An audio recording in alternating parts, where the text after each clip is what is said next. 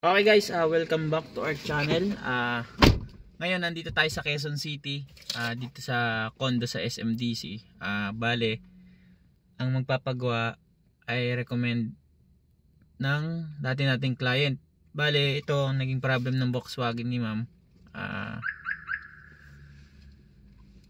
Hindi siya magkambyo, ibig sabihin hindi siya mag-start kasi nag-stuck siya sa reverse. Ngayon, pakita ko sa inyo kung ano yung naging problem talaga nito. Yan.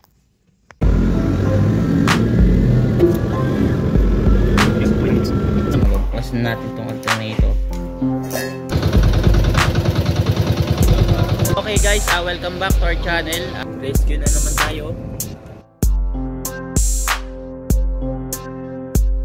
Yan, ito nasa basement tayo. Bali, ito yung sasakyan. Hinihintay lang natin yung mismong may-ari para ma-check itong Volkswagen na to. Tatanggalin niya.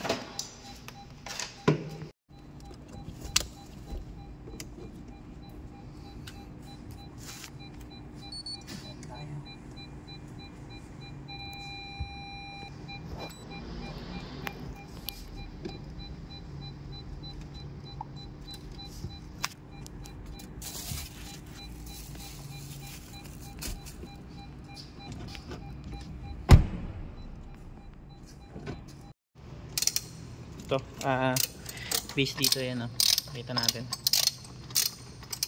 yung problem niya. Yan mga katrame, base dito, okay na yung sasakyan, pinabalik na natin.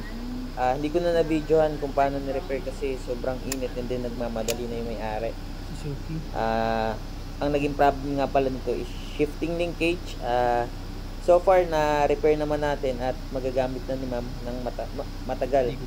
Kasi yung original talaga nito is goma lang and then ngayon baka ito may combination ng goma and metal na part para dun sa bushing ng shifting linkage. Ayan, maraming salamat guys at kung di pa kayo napag-subscribe, please subscribe and click the notification bell button sa ating mga susunod na video. Thank you.